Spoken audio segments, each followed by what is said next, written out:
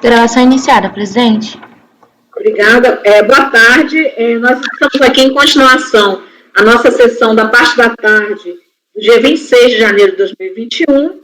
Fizemos um intervalo e agora estamos retornando. Já tínhamos julgado o processo de número 24, de número 25, que tinha sido a relatoria da conselheira Ana Cecília. O processo de número 26,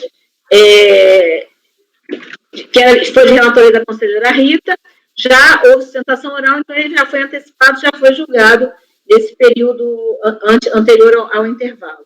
Então, agora vamos para o número 27 da pauta, o recurso da Fazenda Nacional, contribuinte REP, Confecções Limitada, PP, é um processo de minha relatoria. Só para registrar, estão todos os conselheiros presentes, conselheiro Mário, conselheiro Ana Cecília, conselheiro Pedro Paulo, conselheiro João Vitor, conselheiro Maurício, conselheiro Marcelo, conselheira Rita e conselheira Marilena, que estou presidindo esses julgamentos. Bem, então, eu acho que eu já coloquei aí na pasta, foi dos poucos processos meus que ficaram, porque a maioria foi objeto de pedido de retirada de pauta, esse processo ficou. Bem, eu pediria licença para já ir direto para... e acompanhando pelo voto, que o voto faz tem todos os elementos para entender bem o processo, e também tenho como fazer uma explicação, em vez de ficar lendo, eu posso explicar, eu acho que é mais fácil de entender, tá? O recurso é um recurso especial da Fazenda, é um recurso tempestivo, e que tem aí uma questão de conhecimento, que a gente, então, que eu vou até colocar para os senhores agora, certo? É um processo, eu vou dizer o que aconteceu no processo, que já é o relatório do processo em si, do que julgaremos se chegarmos ao mérito, e o recurso, por outro lado, eu vou depois falar do paradigma, para a gente verificar essa questão do conhecimento. Bem, trata-se de contribuições previdenciárias, parte patronal, incidentes sobre remunerações para os segurados empregados e as outras entidades e fundos, calculados por terceiros, calculados por aferição indireta no período de 4/2002 a 4/2004, conforme o relatório fiscal de folhas 25 a 27. Então, o que aconteceu nesse processo? Quando a gente olha o relatório fiscal, a gente olha lá que todos aqueles relatórios que se marca o que foi visto, que elementos deram base para aquela autuação, está lá, assim, folha de pagamento, não sei o que, está dizendo que foi com base em outros elementos. E aí, o que se utilizou, se justificou para fazer a aferição indireta aí? Foi calculado, as contribuições foram calculadas com base na RAIS, e qual foi a justificativa? Divergências entre folha de pagamento, GFIP, declaração de pessoa jurídica e RAIS. E aí se fez o lançamento com base na RAIS, certo? E o lançamento das contribuições com base na RAIS. E aí, quando foi para a DRJ, isso foi um recurso de ofício, que o acordo recorrido negou o provimento ao recurso de ofício. Na DRJ, o julgamento foi no seguinte sentido. Em primeiro lugar, isso foi um julgamento por vício formal, tá? Foi uma nulidade, considerou uma nulidade por vício formal, esse julgamento está aqui, eu coloco até o trecho em que se fala que o vício é formal. Isso está em julgamento aqui, se é formal material. O acordo da DRJ disse uma coisa, o acordo recorrido negou o provimento ao recurso de ofício, ou seja, manteve o que a DRJ fez, certo? E o recurso da Fazenda visa desfazer essa coisa de dizer que não houve vício, certo? Só passou isso. Tinha também uma questão de se o vício era formal ou não, isso não passou, mas mesmo que tivesse passado na admissibilidade, não teria mais nem sentido, porque o vício foi formal mesmo. O acordo, no final, que fica, quando o acordo recorrido nega provimento, o que fica é o recurso, o que a DRJ deu, isso daí já diz que é formal. Aí, o que a DRJ as razões para ela ter essa decisão, né? Entender que houve nulidade e ela disse que é vício formal. O que aconteceu é o seguinte: não há explicação para ter desconsiderado as folhas de pagamento, as GFIPs e os documentos todos foram apresentados, porque foi apresentada alguma coisa. Então, que o arbitramento ele é um recurso extremo que deve ser adotado quando não se tem condição de verificar outra coisa. E não se explica por que se adotou a RAIS. Aí, outro motivo. Primeiro, a parte, ela já declarou a decadência, isso não está mais em julgamento, não houve recurso contra a decadência. A parte que sobrou da decadência é essa questão dessa nulidade, que a DRJ diz isso. E aí ela diz mais, ela diz assim, e também na hora que vai se cobrar a multa, se diz assim, a multa diz assim, ó, redução da multa quando os valores são declarados em GFIP. E aí ela marca isso, ó, redução da multa quando os valores terem sido declarados em GFIP. Mas ela desconsiderou a GFIP. Ela desconsiderou a GFIP, por isso que ela arbitrou pela RAIS. Porque ele apresentou, a GFIP apresentou folha de pagamento pelo que está no próprio a divergência entre esses documentos. E mais, a terceira coisa que a DRJ coloca é que na hora, aí a forma de autuação está levando com que o valor, se pago, desse crédito tributário, vai tudo para a rubrica da empresa, porque não se colocou para que fosse para os terceiros. Ou seja, na forma como foi feita, não vai para o terceiro. Embora seja para a empresa e terceiros, não foi feito de forma que se contemple a chegada da contribuição para os terceiros. Então, são essas situações. E aí, o acordo recorrido, ele com base apenas analisou a primeira questão, que foi a questão de que não foi explicado exatamente quais seriam essas divergências, por que no final, tendo o contribuinte apresentado esses documentos, por que esses documentos foram desconsiderados? Simplesmente foi dito divergências. Mas que divergências seriam sido essas? E por que, então, se optou pela RAIS, certo? Por ser com base na RAIS e essas outras questões aí. E aí, o acordo recorrido, ele só trata dessa parte aí, certo? E aí, por sua vez, Bom, então aqui eu já expliquei o que aconteceu, né, no acordo recorrido, certo? É o que está aí mais ou menos nesse pedaço. Assim, no caso do acordo recorrido, a fiscalização teria identificado divergência, acordo de pagamento, desconsiderou a documentação apresentada e aplicou o arbitramento com base da RAIS CNIS. Ressalve-se que esse quadro fático não foi questionado pela Federação Nacional e limitou-se a defender a aplicação da aferição indireta, uma vez que a autuada teria deixado de registrar em seus livros contábeis todas as suas transações. Mas ela nem apresentou, isso está dito no relatório fiscal, que o contribuinte não apresentou os livros. Apresentou esses documentos aí, que está dizendo que houve essas divergências, mas ele não apresentou os livros. Portanto, essa premissa, né, deixou de registrar em seu livro todas as suas transações, isso não está dito porque ele não foi apresentado realmente. Bom, e aí está aí a forma como a Fazenda está colocando essa divergência, né? Ela diz aqui, em que pese tenha reconhecido que o contribuinte deixou de observar as regras de escrituração contábil, não tendo registrado os livros de movimento de todas as suas transações, isso está no paradigma, tá? Isso está no paradigma, não está no recorrido. Diversamente, decidiu a primeira turma, a qual entendeu que a ausência de contabilização de fatos geradores de contribuição previdenciária é razão suficiente para que o fisco considere que os registros contábeis não merecedores de fé. Eu aí creio que a Fazenda olhou a ementa do recorrido, que ele fala realmente dessa parte de registros contábeis, mas aí eu entendi que é uma hipótese em que se considera que pode ser feito o arbitramento. Mas em nenhum momento do acórdão se verifica que isso foi feito, que isso foi verificado. Até porque o próprio auto de infração diz que não houve apresentação desses documentos, né? Bom, independentemente disso, eu entendo que aí o recurso ele está partindo dessa premissa equivocada, né?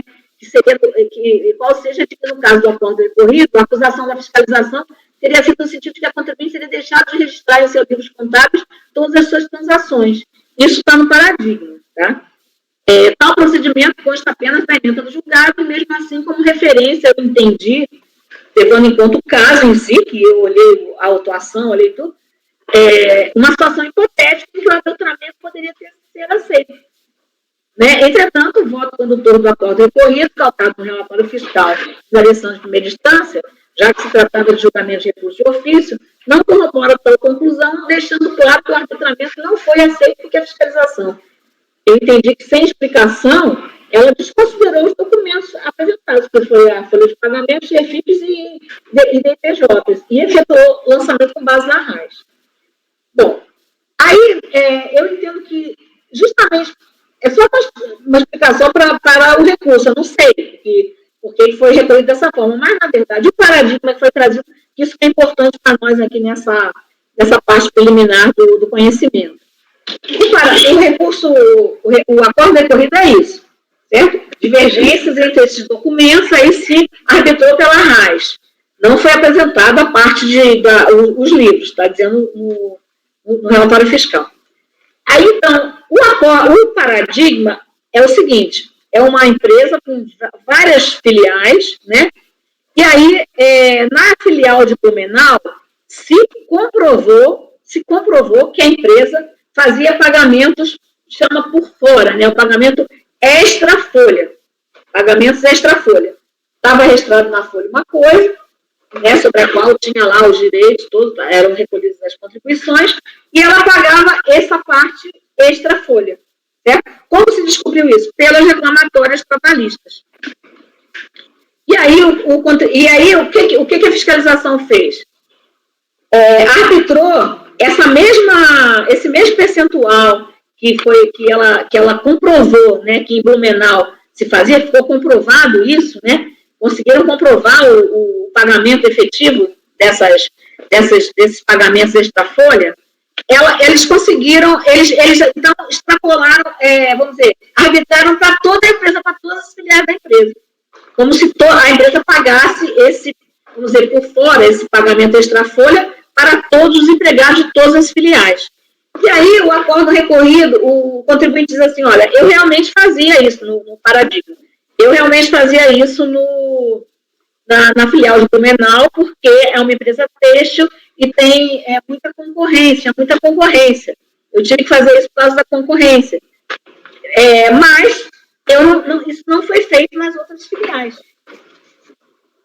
Né? E aí, o acórdão paradigma, ele diz o seguinte, ele dá provimento parcial, é um recurso voluntário, para dizer o seguinte, ó, em relação à filial de Blumenau, realmente ficou comprovado que o próprio contribuinte admitiu que fazia isso, está lá nas reclamatórias, então eu mantenho. Porém, no resto de todas as filiais, não tem prova de que a empresa tenha feito isso. E mais, nessas outras filiais, embora tendo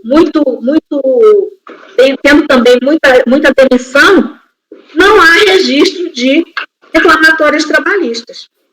Aí eu vejo, no meu entender, não tem nada a ver esse arbitramento do acordo recorrido com esse arbitramento do paradigma. Né? Eu acho que são situações absolutamente diferentes.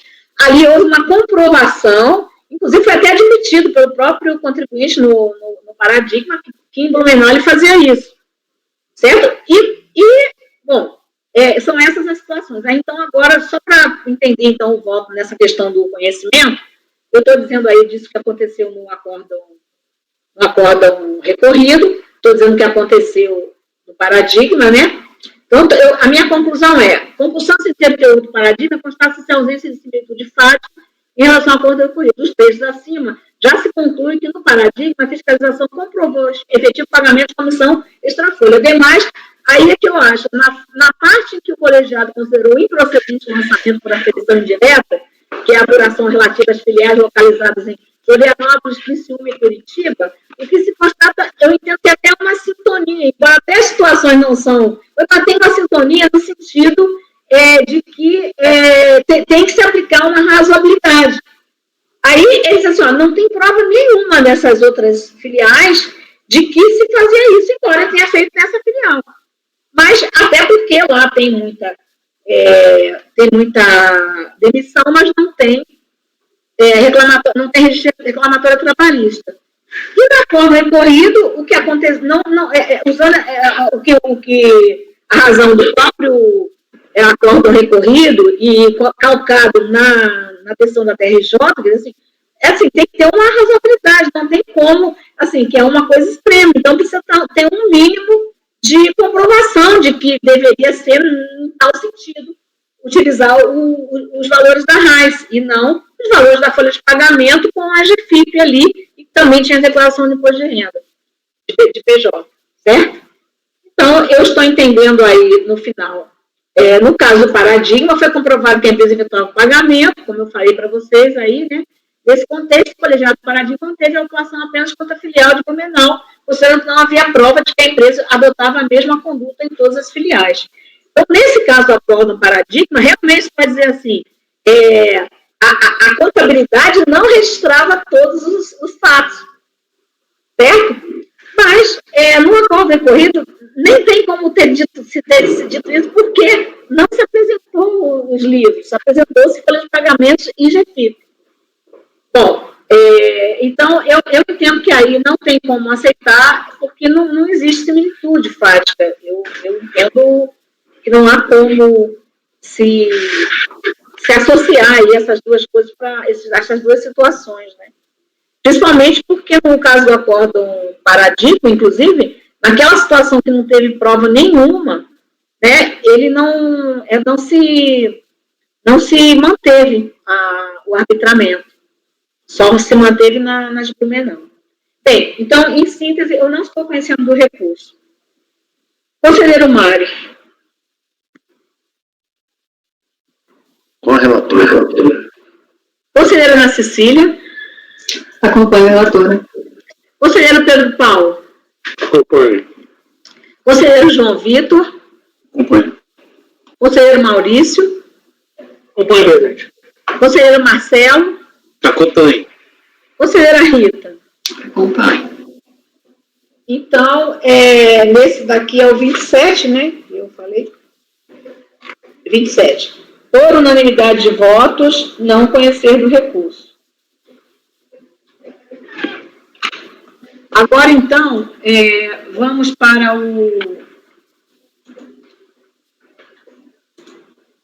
digamos, 27, número 28 da pauta, de relatoria do conselheiro Maurício, recurso da Fazenda Nacional, contribuinte, Companhia de Desenvolvimento Habitacional e Urbano do Estado de São Paulo, CDHU. Esse processo aqui é um recurso da Fazenda e trata aqui de lançamento pelo FNDE, né, o meio de notificação para recolhimento de débito, aquelas NRD, lançamento antigo, né? E aí a matéria que subiu foi a decretação de nulidade por vício formal em hipótese de descrição incompleta do fato gerador. E aí, presidente, eu peço licença para passar direto ao voto aqui. A Fazenda Nacional tomou ciência do acordo recorrido em 7 de fevereiro de 2014, no processo movimentado em 7 de janeiro, apresentou seu recurso tempestivamente em 20 de fevereiro de 2014, consoante nota de folha 230. Preencheu os demais requisitos pressupostos para sua admissibilidade, dele passa a conhecer. Registre aqui que a decisão de admissibilidade acordou apenas um dos paradigmas da Comunidade da União, já que não entendeu o suficiente para o termino da lei. E aí a turma entendeu ter havido vício de natureza material no lançamento, caracterizado pela constatação das seguintes deficiências. E aí ela diz aqui a decisão, né? A notificação para recolhimento de débito não aponta adequadamente os fatos que ensejaram a autuação. E não existe um relatório fiscal ou termo de verificação que aponte objetivamente os fatos que fundamentam a autuação. A inexistência de intimações que teriam tratado de algumas exigências, conforme diz disposição a COR, durante o curso da fiscalização não supre tal falha, pois o contribuinte precisa saber exatamente quais fatos, né, entre aqueles discutidos no curso da fiscalização, ensejaram o lançamento de modo a exercer seu direito constitucional ao contraditório e à ampla defesa. De sua vez, No intuito de demonstrar a divergência jurisprudencial na interpretação da legislação tributária, a recorrente apresentou como paradigma o Acordo 33365, que em sua emenda já foi capaz de demonstrar o princípio interpretativo. Nesse contexto, em caminho para o conhecimento do recurso já passa ao exame do mérito. Como já relatado, cuida o caso de procedimento de fiscalização levado a efeito pelo FNDE, com vistas a cobrar diferenças da contribuição do salário de educação.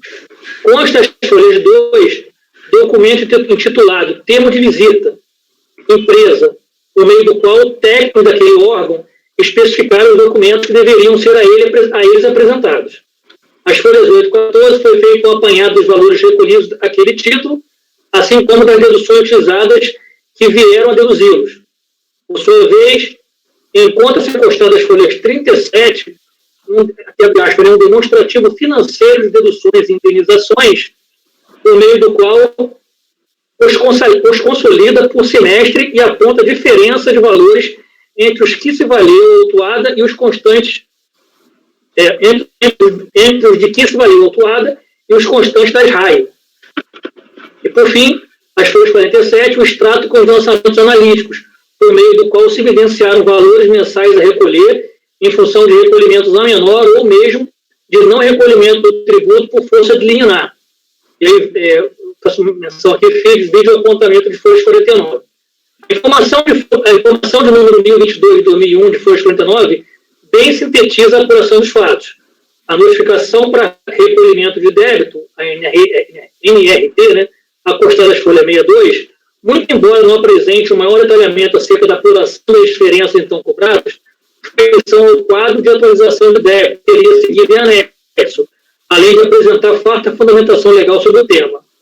Perceba-se que em sua impugnação, em que deve ter trazido tópico suscitando a nulidade do lançamento, por entender não ter constado relato dos motivos de fato que autorizaram a sua emissão, acabou por tecer considerações importantes acerca da procedência dos valores cobrados, revelando-se perfeitamente conhecedor dos fatos que ensejaram a constituição do crédito. Veja-se, ele contribui lá, né? A partir disso, não existe qualquer irregularidade no recolhimento da educação durante o período objeto da NRD.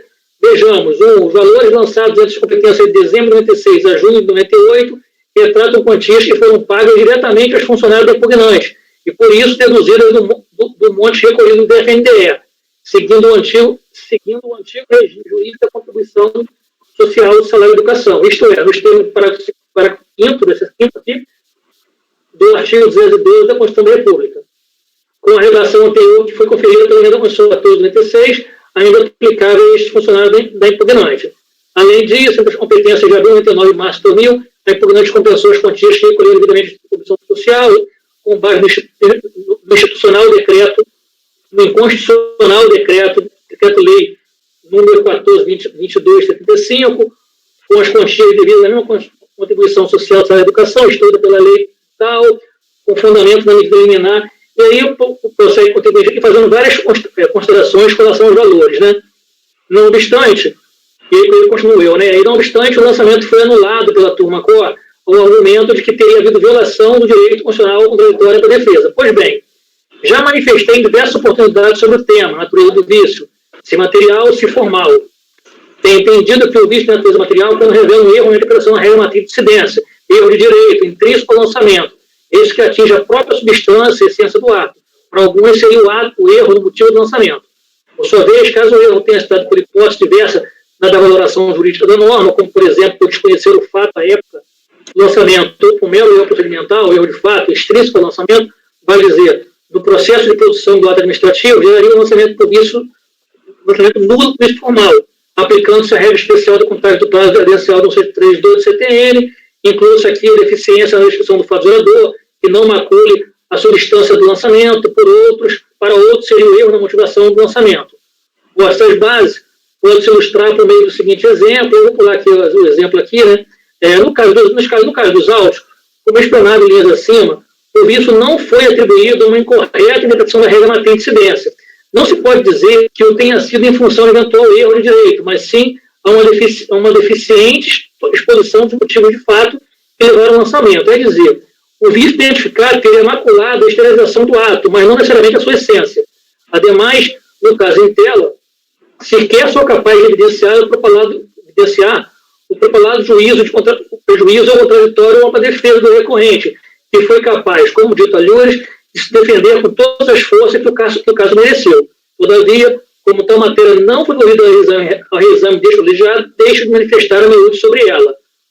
Vai dizer, em relação à existência ou não de nulidade, né?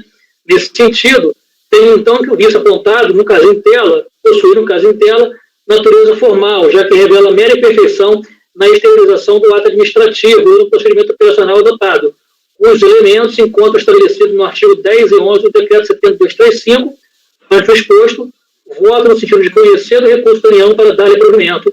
É o voto, presidente. Obrigada. Conselheiro Mário. Acompanho o relator. Conselheira Ana Cecília. Eu estou com um pouco de dúvida, presidente. Aqui, Maurício, porque no acórdão recorrido, ele menciona assim, que não foram descritos, só abrir os termos que ele usa, só um pouquinho. Ele fala que, a despeito de tal exigência de motivação, a notificação para recolhimento do débito não aponta adequadamente os fatos que ensejaram a autuação. E existe no relatório fiscal ou termo de verificação que aponte objetivamente os fatos que fundamentaram a autuação. Aí você está entendendo que, embora não tenha existido essa identificação no relatório, o vício se enquadraria como de natureza formal. Porque seria um vício de motivação e não de motivo. Na verdade, assim, os documentos que eu elenco aqui, que eu relaciono no voto, acabaria, assim, e até o contexto, como é que se apura esse tipo de débito, visita dos agentes lá na empresa. Eu acho, assim, muito pouco provável que essa suposta aí não detalhamento aí dos fatos, como colocou o recorrido, tivesse trazido qualquer prejuízo para o contribuinte. Até porque ele foi capaz de defender aquilo que ele entendeu o suficiente, né? Menciona até em compensação, de ter recompensado débito, crédito aqui, com base em decreto-lei. Então, assim, realmente, porque esse lançamento não segue aquele que a gente vê aí de forma mais corriqueira, né? Providência em que se faz um relatório fiscal, tem uma verificação fiscal, onde o fiscal detalha o que está fazendo. Esses são mais, assim, parece que formulários mais pré-impressos, formulários já padrões, em que ele extraindo o dado do sistema, protege com outro dado aqui, e aí emite o lançamento, né? Entendi. Estão vendo? Não está ouvindo. Eu não escutei o que você falou agora.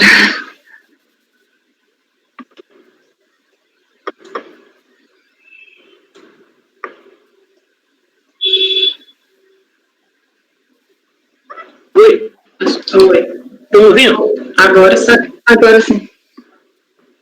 Eu não consegui escutar o que você falou por último, Maurício. Só a última parte que você cortou aqui.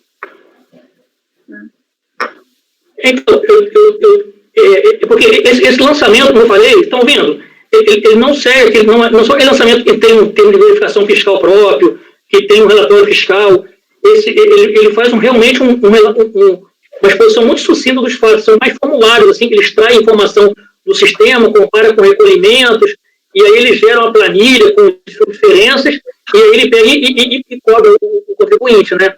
Mas nada assim que o contribuinte não saiba do que se trate, né? Assim, eu acho que se há prejuízo, assim, prejuízo não há, mas se há nulidade, no meu ver, ela é formal, meramente formal, porque os documentos acostados aí, esses relatórios, propiciaram o contribuinte, o próprio contribuinte pudesse fazer considerações acerca das diferenças que estão sendo cobradas, né? Que estão sendo cobradas. É curioso que esse tipo de lançamento, geralmente, ele sempre tem uma ação judicial para discutir a exigibilidade disso, né? O contribuinte tem uma ação judicial, aí depois, no meio do caminho, tem a cobrança. Parece que aqui, eu até faço menção em algum lugar aqui de ação judicial, que ele estaria sendo... mas não tem nada no processo assim que eu tenho que observar que impedisse não falo nem administrativo. Eu falo que assim, o assunto, né, como é uma exigência muito objetiva, acaba que os contribuintes, né, a percepção que eu tenho é que realmente eles sabem do que estão sendo cobrados, né, por mais simplório que seja o lançamento. Eu tenho essa ação. Aqui, ó, ele conseguiu até, aqui, o governante compensou as quantias recolhidamente com a Comissão Social da Educação, com base no constitucional decreto tal, com as quantias devidas da mesma contribuição social, instituída pela lei tal. O fundamento é medida liminar, os autos mandados de segurança tal, definido em abril de 99 pelo juízo da 8ª Vara Civil Federal.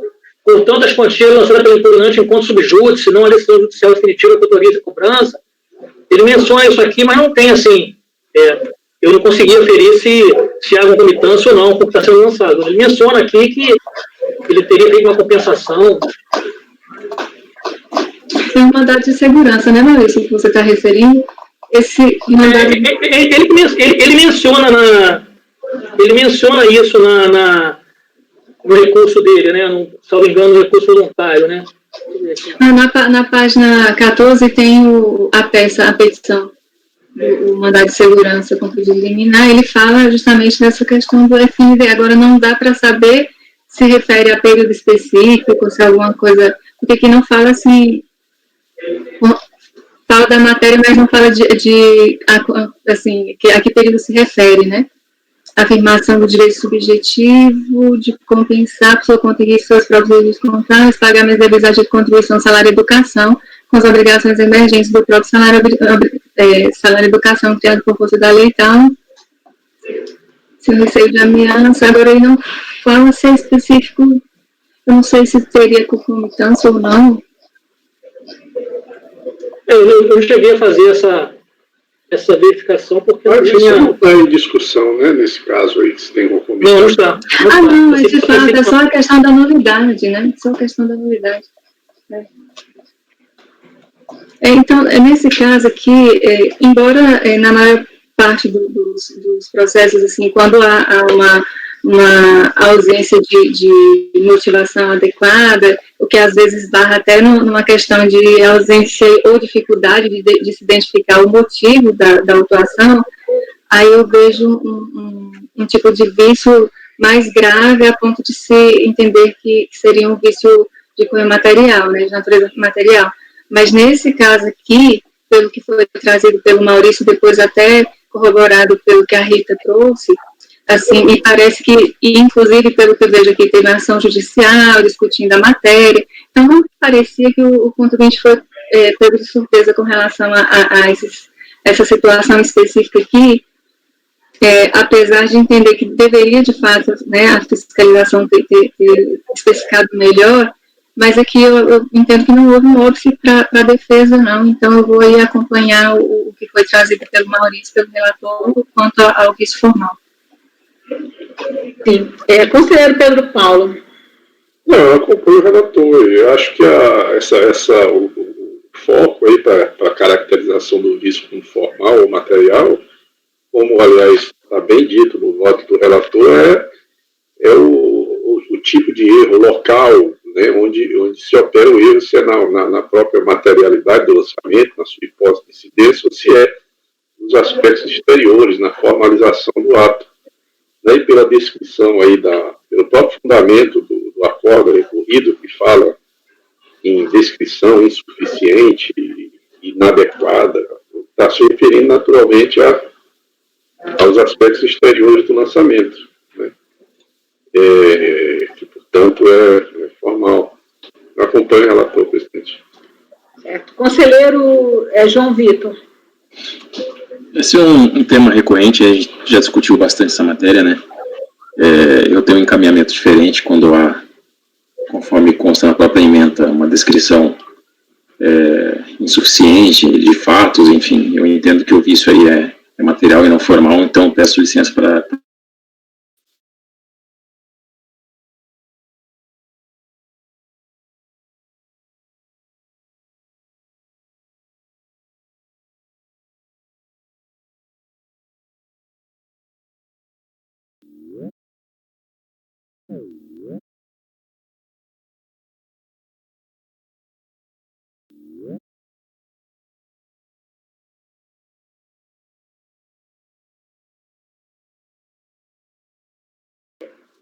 Ai, agora sim. Puxa, que susto. Ficou sem aparecer.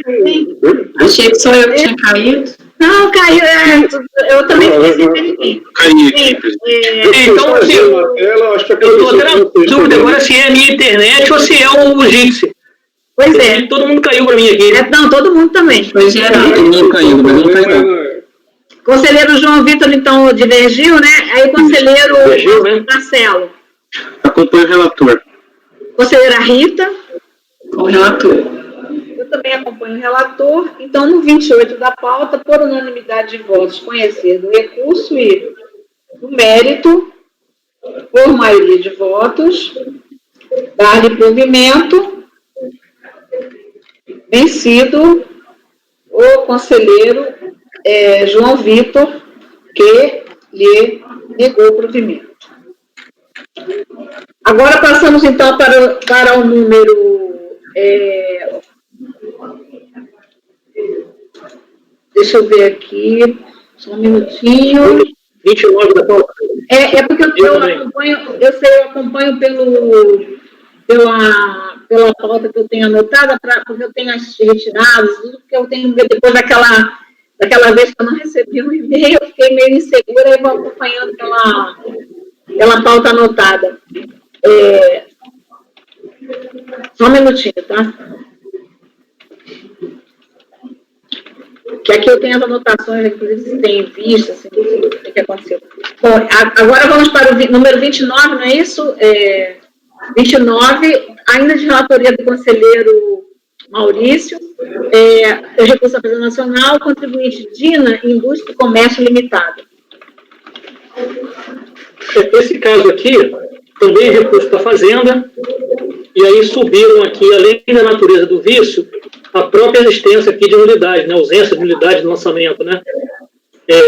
Não foi dado seguimento à matéria regime jurídico da decadência, o qual foi confirmado, o que foi confirmado pelo reexame de folha 63 de 80, 6382, e aí o recurso é tempestivo, não há questionamento em contra razões acerca do conhecimento, com isso, preenchido não é pressuposto para a necessidade dele passa a conhecer, e aí já entrando no mérito aqui, né, a turma COI entendeu ter havido vício material no lançamento, caracterizado pela constatação das seguintes deficiências.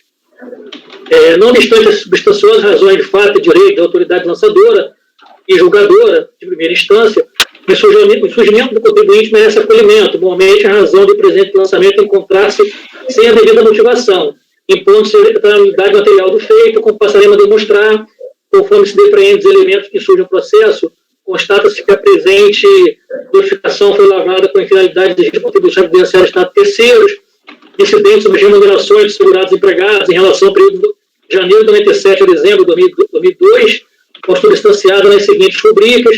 Aí a tabela acima foi exatamente o que serviu de motivação do presente lançamento, deixando a autoridade fazendária determinar maiores explicações a propósito de cada rubrica, ou verba admitida como base de cálculo da contribuição previdenciária. É bem verdade que o fiscal atuante, ao listar as notificações fiscais e as atuações fiscais encimadas, teve a intenção de remeter a ela os fatos que permeiam o lançamento sob análise. Extremamente, conduta dessa natureza são rotineiras nos casos de autuação por obrigação acessória, onde o fato gerador da multa é descrito com a infração apontada pelo fisco, remetendo aos lançamentos por observância de obrigações principais em face da íntima relação de causa e efeito que os vincula. Não é o caso dos autos, onde os fatos geradores foram tão somente elencados na listagem acima, sem explorar uma linha de maneira a explicitar as razões do lançamento. Por exemplo, quais os motivos que levaram a fiscalização a considerar a participação do resultado como salário de contribuição, o que se presta pelo seguro de vida, ajuda de custo, etc. Ressalto que a motivação do lançamento, além de atingir a finalidade de garantir ao contribuinte o âmbito do território, também oferece condições para o julgamento de demanda. Ora, como podemos afirmar com segurança que o caso exige que as rubricas supracitadas de fato se revestem natureza remuneratória de maneira a manter o não lançamento, a relatora fiscal, na forma que se encontra, não oferece nenhuma condição de defesa ao contribuinte, nem muito menos de julgamento pelo poder administrativo, que impõe reconhecer a unidade material do feito de sua plenitude. E aqui, só para ressaltar, isso aqui é um lançamento de obrigação acessória, né? Peraí, deixa eu ver aqui. Não. É um lançamento da Comissão da Educação. da educação. E aí, é terceiros, né? Só que aí ele faz menção às obrigações principais em outros processos. Aquele só cobra a rubrica de terceiros, né? Em suma, pode-se dizer que o colegiado recorrido entendeu que, mesmo com o apontamento dos processos onde se encontrariam detalhados os faturadores aqui utilizados para o lançamento, a circunstância de não terem sido novamente abordados no relatório fiscal ensejaria a nulidade do lançamento por visto na sua motivação. Eis sua conclusão, e aqui eu abro aspas, né? Nesse sentido, não tendo a autoridade lançadora sido incumbido do ônus de comprovar a imputação fiscal, normalmente por não estarmos diante de uma presunção legal, padece de vício de motivação ao lançamento fiscal sob análise. Outra temática do prejuízo à defesa, dos paradigmas 108, 84999 e 104, 20, 731, basou-se no entendimento no sentido contrário, de que a insuficiência da capitulação legal e da descrição dos fatos, nos casos do contribuinte revela conhecer plenamente as acusações que lhe foram imputadas, não dão asa a qualquer prejuízo à defesa, não havendo se falar assim sendo em nulidade, confiram suas emendas. Ato contínuo, refutando a natureza atribuída ao vício como sendo material, a recorrente apresentou os paradigmas 2030785 e 2302001-621, nos quais assentou-se a tese de que a imprecisa descrição dos fatos, pela falta de motivação do ato administrativo, impedindo a certeza jurídica, macularia formal insanável, tornando nula a respectiva Constituição, confira-se novamente. E aí, estou aqui concluindo que não há reparo quanto ao conhecimento de ambas as matérias, eu prossigo na análise do mérito, né? Como registrar inicialmente que o contribuinte não dedicou uma linha sequer de seu recurso voluntário acerca de eventual prejuízo à defesa, tampouco no que toca à nulidade do lançamento em função da forma como o autuante o motivou. Muito pelo contrário, no tópico reservado ao método do lançamento, procurou rebater a acusação fiscal por meio das alegações de que se podia valer. Em outras palavras, se não abordou a questão da incidência ou não da contribuição sobre determinadas verbas, tais como PLS, grupo de vida, ajuda de custo, não foi por desconhecimento de que sobre elas estava sendo cobrada a isenção, mas sim por decisão que não cabe ao julgador administrativo inferir qual seja. Algumas delas. As alegações aqui, né? Como esclarecer em relação ao recolhimento do salário de educação, a recorrente, a proibição judicial que através liminar tal, encontrava-se desobrigado ao recolhimento da parcela, posteriormente, a tomar conhecimento da ação liminar, a empresa diligenciou se de ter parcelamento de todos os valores devidos, conforme o própria autoridade fiscal, ao mencionar o número de parcelamento de 29 da fiscal, colocando em dia todas as pendências até então existentes, ou seja, não havia qualquer valor a ser recolhido da educação. E ele prossegue aqui, né, argumentando. Perceba-se que no relatório fiscal, e ele continuou aqui, né? Perceba-se que no relatório fiscal foi consignado com todas as letras possíveis que o lançamento referir-se-ia a contribuições devidas não recolhidas ao INSS e destinadas ao Fundo Nacional de Desenvolvimento da Educação, FNDE, denominado terceiros, incidentes sobre todos os levantamentos em que seria cabível resultante da fiscalização realizada na empresa. E aí ele elenca quais são os lançamentos, né? E logo adiante, no mesmo relatório, especificou os lançamentos, os levantamentos e lançamentos aos quais se referiu. Aqui abaixo, segue abaixo a planilha demonstrando os créditos construídos no nome da empresa, oriundos da fiscalização, além deste, e na coluna da educação, incluído o presente do lançamento, seja no levantamento 6, seja no C2. Na planilha mencionada, constavam, além do número do processo, também referenciado no TEAF, né, o termo de encerramento, o código de levantamento, seu assunto, e se foi ou não considerado como base de incidência para a contribuição interna, o FNDE, né, o Salário de Educação. Assim agindo, não se pode afirmar sequer como exposição que não teria explicitado ao sujeito passivo quais seriam as verbas às quais incidiria a ação. Quanto mais que teria havido prejuízo à defesa, já que nem o próprio sujeito passivo assim se manifestou, e a considerar ainda que tais lançamentos e levantamentos já eram do seu conhecimento. Não se pode querer ser mais realista que o rei. Nesse rumo, convicto de que o procedimento adotado não ocasionou sequer potencialmente prejuízo à defesa do autuado, passa a abordar o tema já sob a ótica da nulidade. O artigo 10 de 35 estabelece elementos que devem constar da outra infração, ao passo que aqueles que devem constar do lançamento. Está-se os incisos 3, 4 e 3, respectivamente, né, nos seguintes termos, aí, a leitura, Quanto a esse lançamento, não há dúvida que fora regularmente apontado o motivo em função do qual se dera o lançamento. Por mais que o colegiado recorrido tenha entendido ter havido vício na sua esterilização no seu detalhamento. Por outro lado, o artigo 59 do mesmo decreto, ao tratar de unidade, estabelece que são nulos os atos e termos levados por pessoa incompetente, os despacho de decisões proferidas por autoridade competente ou com pretensão de defesa. Percebe-se da leitura acima que, ressalvada a temática da competência, há uma especial e importante preocupação do legislador ordinário em salvaguardar o direito de defesa, constitucionalmente assegurado, que é levado a efeito uma vez oportunizado o contraditório e ampla defesa, além de observar o processo legal, seja no âmbito judicial, seja no âmbito administrativo. Posto dessa forma, oportunizando o contraditório e ampla defesa e observado o processo legal, tem-se preservado o direito contribuinte, cuja preterição, aí sim, poderia dar asa ao decreto de nulidade. No mesmo sentido, é o parágrafo 3º do dispositivo acimado, que ao prescrever que, quando o Poder Civil mérito do direito passivo, em que arbitraria, a questão da unidade do legislador não a pronunciará nem mandará repetir o ato ou suprir a falta. Note-se uma vez mais que o procedimento adotado foi regularmente descrito pelo atuante senador fiscal. Não deve se falar em qualquer comprometimento ao direito de defesa do sujeito passivo, o que faz com que, penso eu, deva ser aproveitado o ato supostamente viciado em observância ao princípio, segundo o qual não se declara a nulidade de um ato sem que seja provado o prejuízo causado por ele. Consiga-se que o fato de não ter apresentado defesa no procedimento contra os fatos aqui indicados, detalhados. Consiga-se que o fato de não ter apresentado defesa neste procedimento contra os fatos aqui indicados e detalhados nos outros procedimentos não quer dizer em absoluto que tenha havido preterição do seu direito. Nessa mesma linha, orienta o parágrafo único do artigo 283 do Código de Processo Civil, né? E aí o aproveitamento dos atos, né, praticado resulte de pedido de defesa. Ademais, posicionamento diverso acabaria, assim sendo, contrariando os princípios de eficiência, razoabilidade, da razoável duração do processo, bem de instrumentalidade das formas, e deve nortear também o processo administrativo. Nesse contexto, por tudo que foi acima exposto, encaminha o sentido da provimento do recurso no que toca a esta matéria, afastando a nulidade do lançamento, terminando o retorno dos autos colegiados da COR, com vista a análise das alegações vinculadas no recurso voluntário, tal como ter havido erro no preenchimento da GFIP. E aí, encaminhando nesse sentido essa matéria. E tendo em vista o resultado do julgamento, né, caso seja acompanhado, ficaria prejudicado o reexame da segunda matéria. Então, presidente, essa é a primeira matéria que acaba sendo prejudicial em relação à segunda, né, dependente do julgamento aí dessa sim. matéria. Mas o outro pedido é sempre subsidiário, não é? Sim, o outro pedido é subsidiário. Sim.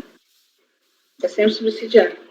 Bem, então você está dando provimento ao recurso com retorno ao colegiado para análise. Em resumo, o fiscal ele pontua os processos, levantamentos, lançamentos, onde se deram, né, o lançamento desses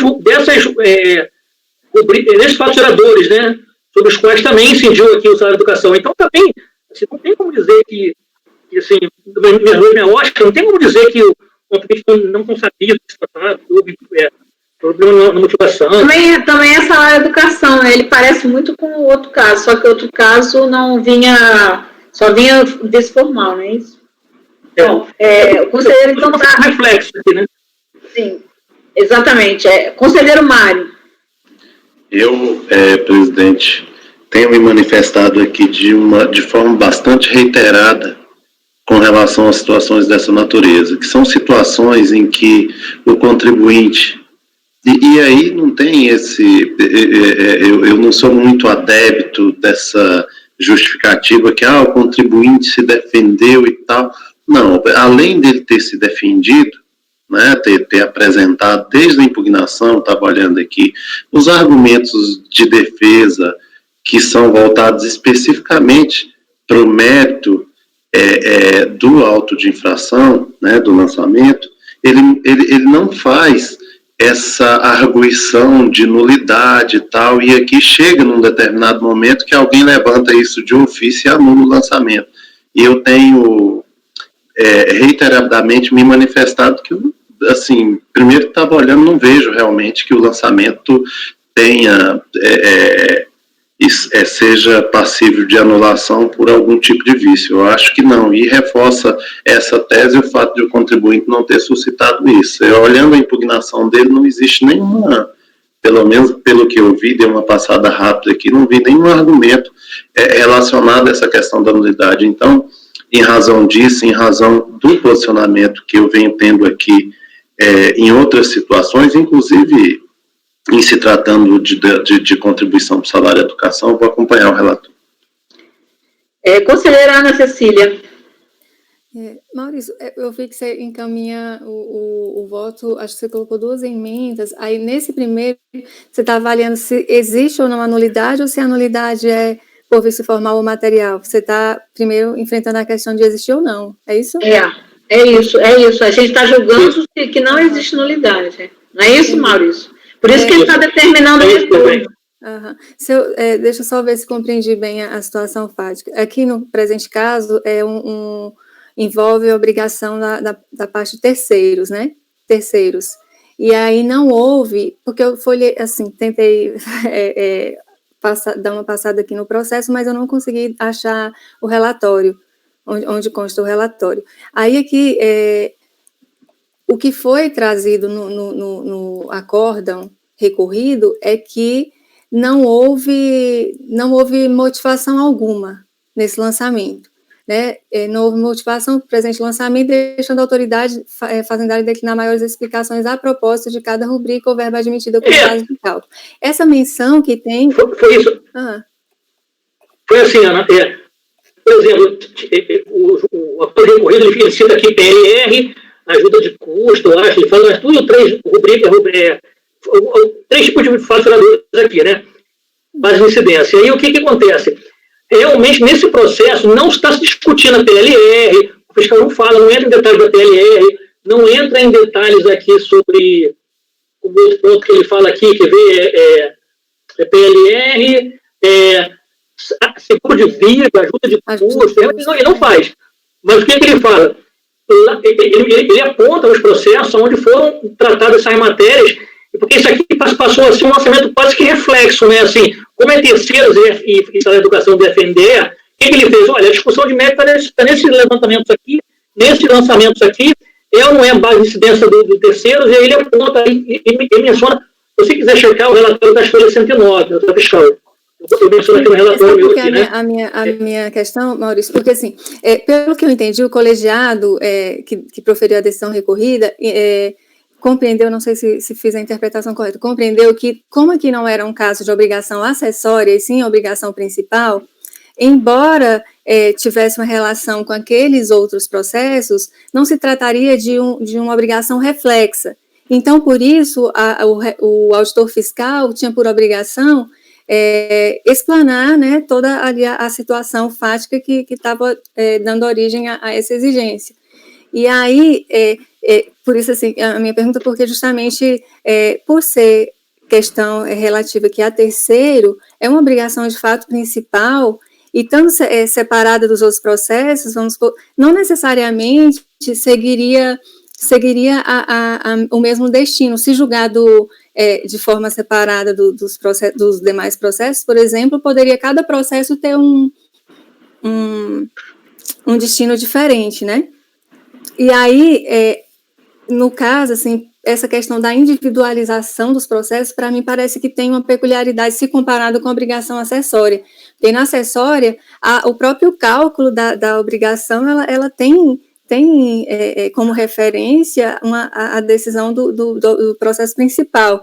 Então, fazer menção num relatório de obrigação acessória à obrigação principal, por exemplo, seria uma situação diferente. Agora, aqui no caso, não especificar o que está sendo cobrado, me parece eu acho que está, Ana, tá aqui, se você pega o relatório fiscal, lá na página... Mário, qual página? Vai lá na página 112, ele começa na página, você vai lá acho que eu estou no primeiro PDF aqui, do PDF, começa na página 110, né? Aí, se você pegar aí já na página 112, no item 5, você vai ver que ele está discriminando todas as rubricas que foram objeto desse lançamento, conversando por abono pecuniário de férias, ajuda de curso e tal, e fazendo uma referência ao número do debicad onde esse lançamento foi efetuado. Né? Ele coloca uma tabelinha falando... Isso, exatamente. Onde é que está Só que, assim, ele não tece considerações sobre a rubrica. Sim. Ele menciona que aquela rubrica está sendo tratada em outro processo. Isso, de todo modo, o contribuinte não se insurgiu contra essa questão, né? O contribuinte, ele, de fato, tratou das questões ele discutiu o mérito disso aqui. Pelo que eu entendi, o encaminhamento do Maurício é o seguinte: olha, eu vou superar essa questão da nulidade e vou devolver para o colegiado recorrido para que ele analise o mérito de cada uma dessas matérias, porque, de fato, assim, na minha visão, eu acho que isso é possível com base nos apontamentos que tem aqui no relatório fiscal. É possível até analisar, saber qual foi o destino de cada um desses autos de infração. Não vejo muita dificuldade nisso. É até isso que eu estava olhando, Maurício, porque, assim, se o recurso voluntário ele entrar no mérito dessas rubricas, fato é que a gente não tem no processo elementos para poder permitir o julgamento.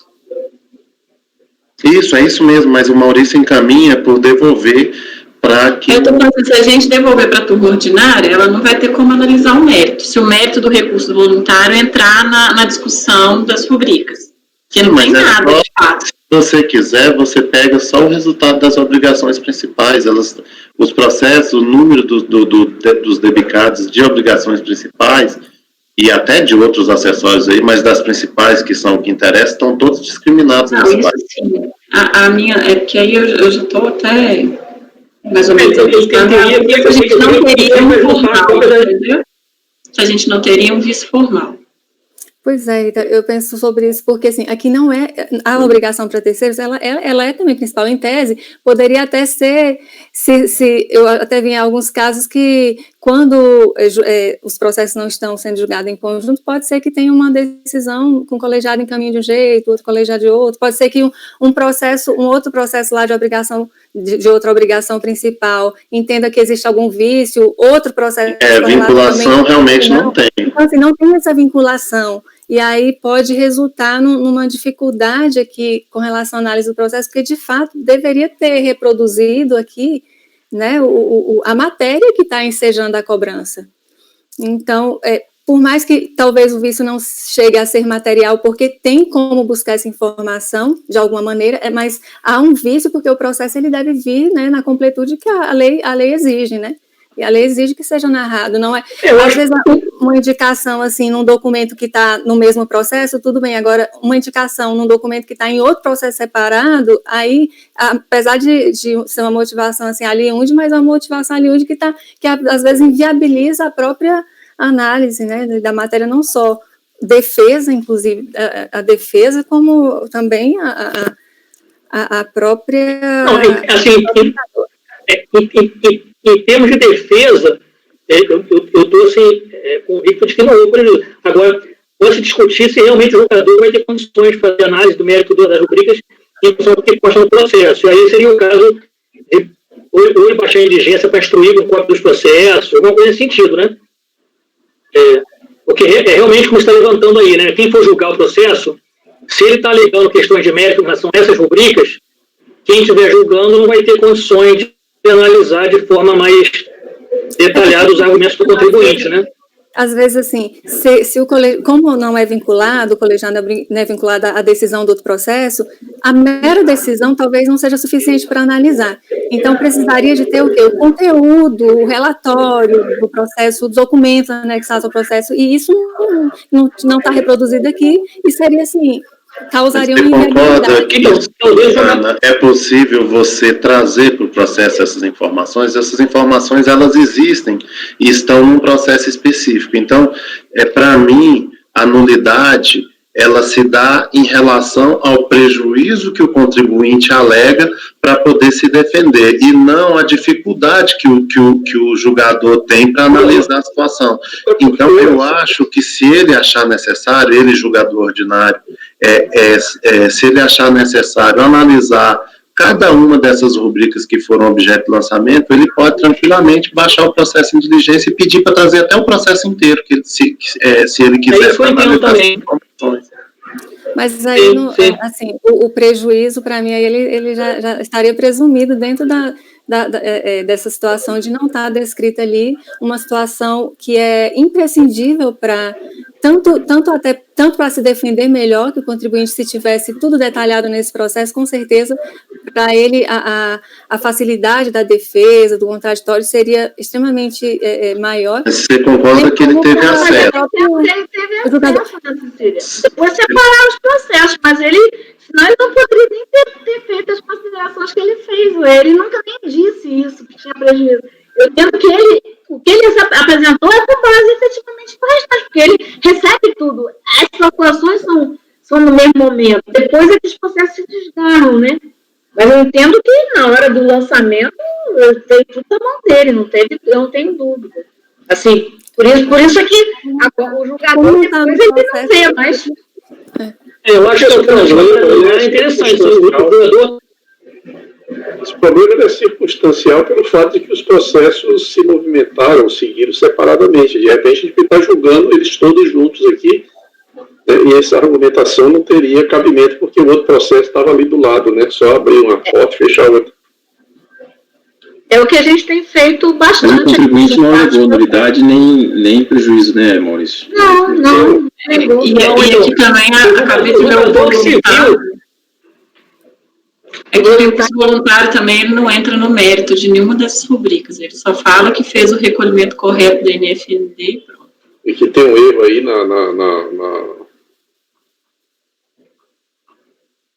Então, eu menciono aqui no retorno para analisar os demais pontos voluntários, em especial a questão do erro, né? Ele fala que eu já cheguei a olhar no voluntário dele. Que foi um erro de sistema. Voluntário, tal como ter havido erro no preenchimento da GFIP, né? Mas assim, se a gente mandasse voluntários, não analisariam a questão do mérito das rubricas. Mas não foi suscitado nada, você mesmo não disse, Rita, que não foi? Não, é isso que eu estou falando. Ainda que a gente mandou, nesse caso, as informações sobre os lançamentos das rubricas específicas de mérito não seria relevante porque isso não é argumento de recurso. Sim, seria só o que ele está trazendo, que é o caso do erro, né? Porque se a gente analisasse o prejuízo... Fosse o que o recurso, gente? O recurso trouxe a questão da nulidade... O recurso, ele fala só que ele recolheu corretamente todo o valor que era devido, que ele, conforme ele declarou, que tinha um erro no sistema na hora de declarar e que isso não foi corrigido pela unidade competente, por isso que pode ter gerado. Nem atacar mérito, nem nulidade.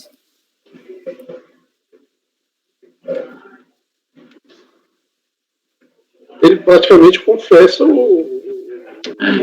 a omissão apenas se tenta se eximir de culpa.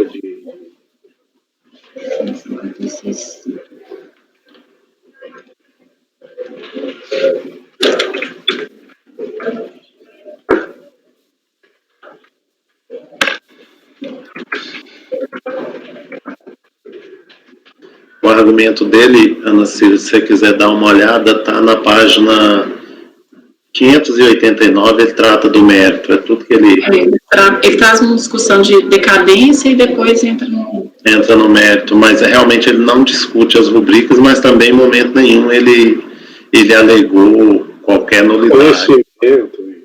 Falta de conhecimento, me parece, e aí eu concordo com o Pedro Paulo que ele está atuando mais no sentido de dizer, olha, eu cometi um erro e tal, então de certa forma um erro que não... Fala que tem uma ação... Até com relação ao penúltimo parágrafo lá do meu voto, eu digo, nesse contexto, foi exposto em caminho de documento de recurso, e aí, com vista terminando o retorno dos autos sobre o da COR, e aí eu fiz um acréscimo aqui, eu queria ver com vocês, valendo-se inclusive, se assim entender, de cópias dos lançamentos e processos apontado pela fiscalização. E aí, assim, para evitar qualquer questionamento acerca A gente está vendo aí que realmente o recurso voluntário dele não tem questões de mérito em relação aos faturadores lá apontados, né? Isso é apenas erro. Então, a rigor, daria para o jogador julgar o que tem no recurso voluntário dele. Mas, ainda assim, eu fiz um adendo aqui, valendo-se, inclusive, se assim entender, o colegiado da COR, né, de cópia de levantamentos, lançamentos e processos apontados pela fiscalização. Eu estou vendo aqui uma coisa que está falando de ação judicial e depois parcelamento. É esse processo? Ele fala que para corrigir alguns erros, ele mesmo parcelou e já recolheu tudo que era devido. Mas parece que está cobrando são outras coisas. Né? Mas tem uma parte que a própria autoridade lançadora de um dos levantamentos, ela própria disse que não fez o lançamento porque tinha parcelamento. Lá no relatório fiscal, ela tem 2 levantamentos, o segundo levantamento ela disse que não fez, não lançou porque tinha parcelamento. Você tinha omissão, mas tinha parcelamento espontâneo.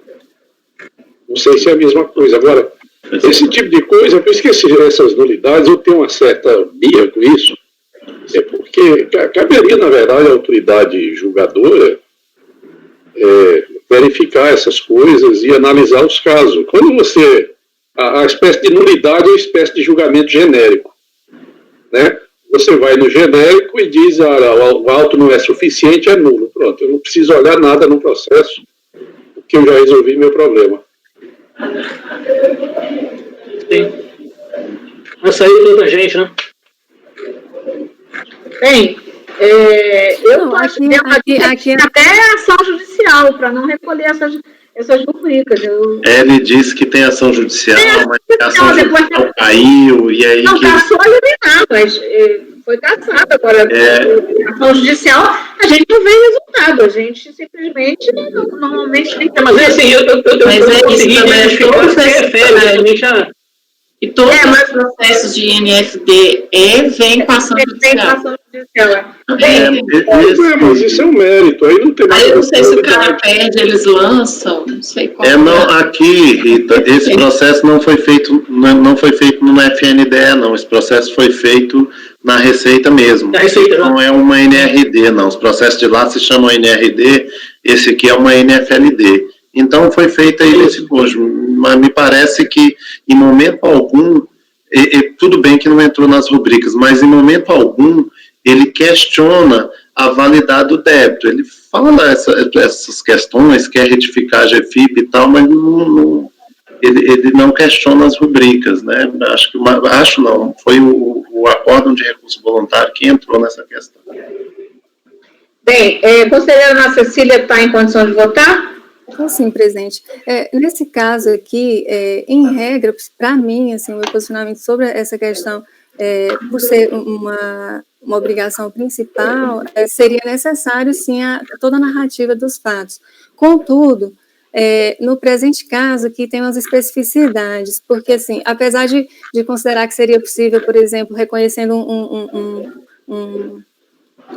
um vício formal, vamos supor, se refazer e juntar a documentação que inclusive constam de outros processos, etc. Nesse caso específico aqui, como não teve uma alegação do contribuinte com relação a isso, que há uma existência de eventual prejuízo na defesa, e aí eu diferencio, porque se eu pudesse entender que é uma nulidade por vício material, aí para mim já haveria uma presunção de prejuízo, então precisaria realmente alegar. Mas quando eu imagino que o vício ele pudesse ser formal, aí eu já penso que para se considerar teria que ter um eventual prejuízo. Nesse caso não teve essa alegação no processo.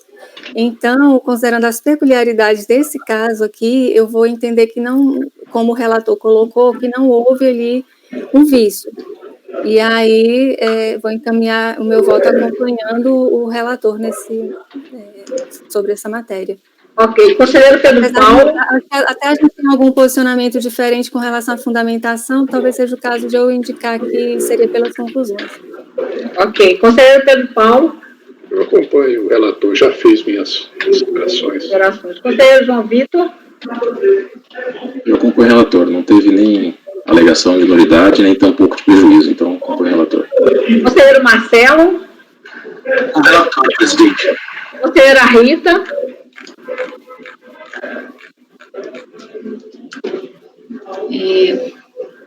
Porque aqui agora, na dúvida, eu fiquei na dúvida se de fato o contribuinte, então, ele conseguiu compreender o lançamento.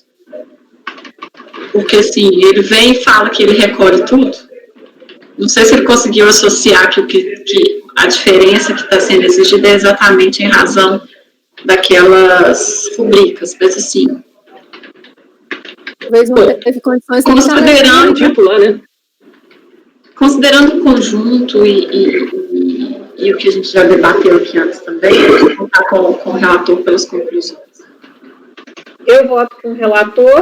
Então, por unanimidade, sim, de votos conhecendo o recurso, eu vou apressar um pouquinho, porque a gente tem 3 minutos para encerrar a sessão, e aí, a não ser que se quisesse continuar amanhã com o julgamento do processo, mas eu creio que a gente precisa terminar. Então, você tem alguma coisa para colocar em relação a isso? Maurício? Esse finalzinho que eu cresci aqui, o finalzinho que eu cresci no retorno aqui, no retorno dos autos, que vale a pena deixar isso aqui. Eu tenho valência, inclusive, se assim entender, de cópia de levantamento, lançamento, processo apontado para fiscalização. Para deixar amarrado isso. Eu acho que isso tem que ficar critério, mas eu acho que isso tinha que ficar critério da ordinária. Mas eu falo. Eu acho que ela tem que ser assim entender, né? Não, aí mas deixa eles avaliarem, porque senão a gente não sei se eu ficaria com o mesmo posicionamento se eu tivesse que juntar peças no processo para julgamento agora. Eu vou tirar, então. Acho que não pode condicionar, tem que dizer para voltar e analisar o recurso voluntário, não é? Não é isso que a gente está... Bom, mas você falou, eu acho que está condicionado, ele podendo se valer, se assim entender a turma. Por que não? Mas é porque aí talvez eu mudaria meu voto, então, para entender que talvez o processo não estaria perfeitamente completo. Pois eu acho que deve ser o horário que a gente paga. Eu também acho que a gente está indo, assim, eu acho que parece que é alguma coisa mais clara do que isso. Porque se a gente for nessa linha de raciocínio, o que passou de processos aqui, em que a fundamentação está num outro processo, ele teria que estar anulando tudo, então. Né? Não, já se decidiu que vai anular. Agora, o que a turma lá vai fazer para decidir o processo, eu acho que aí é a autonomia da turma, né? Não creio eu. Bom, por unanimidade de voz, conhecer do recurso e no mérito, olha, eu estou no mérito. Dá-lhe provimento. No mérito. Dá-lhe provimento. Com retorno dos autos, como é que é? Ao colegiado recorrido. Autos ao colegiado recorrido. Para análise. Eu acho que aqui fica das questões suscitadas no recurso voluntário, porque não analisou as questões, né? As questões suscitadas. Pode ser isso, assim? Pode ser suscitadas no recurso voluntário. Os conselheiros, Ana Cecília, quem votou pelas conclusões? E quem? As conselheiras Ana Cecília e Rita votaram, olha que eu acho que votaram pelas conclusões, eu estou com medo da internet cair aqui.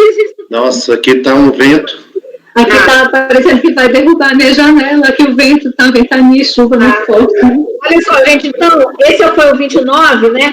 Nós teríamos ainda o 31. Da pauta, era de relatoria, contribuindo da Ação Médica do Rio Grande do Sul e Fazenda Nacional. Ele foi retirado de pauta pelo contribuinte. Depois tinha então 31, né, do conselheiro Maurício, Hospital São Carlos, e depois nós teríamos mais um meu, calçados de Luna, né, que foi retirado de pauta da PGFN, e mais um processo da pauta, que seria um de autoria do conselheiro Maurício Riguetti, Serviço Social da Indústria SESI, que também foi retirado de pauta a pedido do patrão contribuinte. Então, ficou um processo para amanhã, tá certo? Porque já começou a buscar hoje. Eu estou preocupada que a gente perdeu o resultado. A nossa coisa tem que sair. Nós ficamos por nossa conta de gravação e depois perdemos a gravação, tá certo? Então, amanhã a gente retorna, por favor, às 9 horas. E aí a gente retoma o julgamento desse último autor. É o número, Maurício, 31, né? presidente. 31 da pauta. Né? Os outros todos que faltavam foram retirados de pauta. Então, boa tarde, obrigada a todos. Amanhã, então, às 9, pode ser? Obrigada, olha. Boa tarde. Tchau, tchau.